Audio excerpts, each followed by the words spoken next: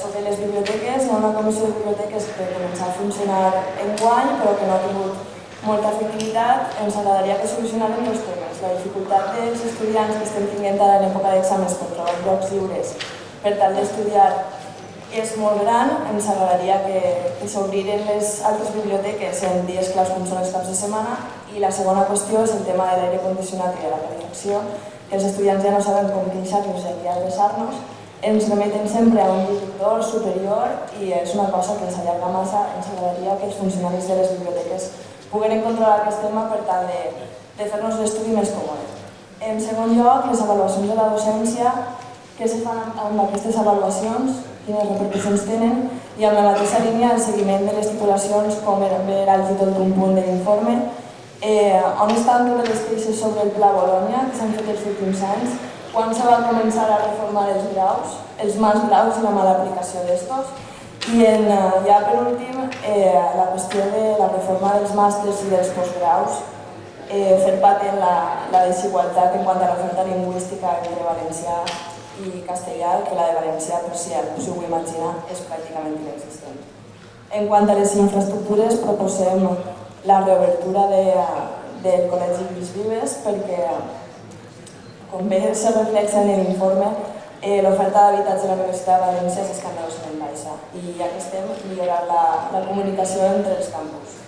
I en línies generals, com ja ha comentat el rector, fou una bona reacció convocar les beques extraordinàries, fou una solució per a molts estudiants i ho agraïm profundament, però cal augmentar la pressió del govern. Estan molt bé les cartes, estan molt bé els discursos, però fa falta ja, donada la situació d'urgència i d'angoixa que estem patint els estudiants, que això passa més.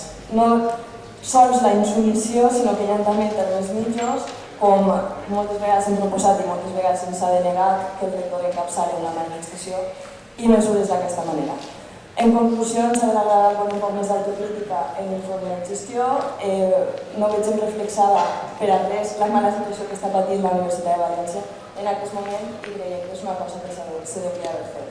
I com ha comentat Miquel Coll, el cas de Laura Ferris, una estudiant de magisteri que va demanar un canvi de grup i li va ser denegat, 5 mesos de tràmits, de reunions i desil·lusions que li han costat no poder cursar l'últim quadrimestre de la seva carrera i a més que l'any que ve no li donaran la beca. Demanem per favor l'import, que se li torni l'import de les assignatures que se li van anul·lar i almenys una carta de disculpa, un poc d'atenció a una alumna, que s'omplim molt la boca dient que defensem els estudiants, que sempre ajudarem els estudiants que intenten compaginar els estudis i els treballs i tal i qual, però a l'hora de la veritat Laura no pot compaginar el treball dels estudis. I Laura no tindrà beca l'any que ve i Laura està patint una situació que no s'ha de patir. Si volem defensar la universitat pública que canvia.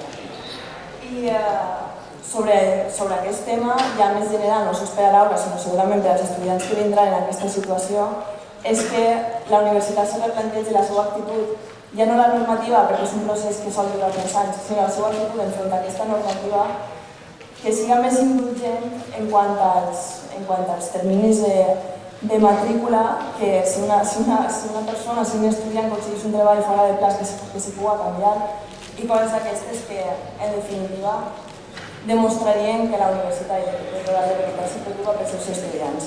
I per últim hi ha un missatge a la totalitat del claustre, que sempre ho diguem en el torn de paraules, però òbviament tenint en compte l'assistència que hi ha en aquest moment del claustre no té molta efectivitat, i és que per favor els estudiants solem transmetre les nostres reivindicacions en el torn de paraules. Què passa? Que la majoria del claustre se'n va a aquestes hores. Demanem per favor un poc de respecte, un poc de responsabilitat també com a representants del claustre i que se queden fins al final de la reunió. Ho agraïm profundament.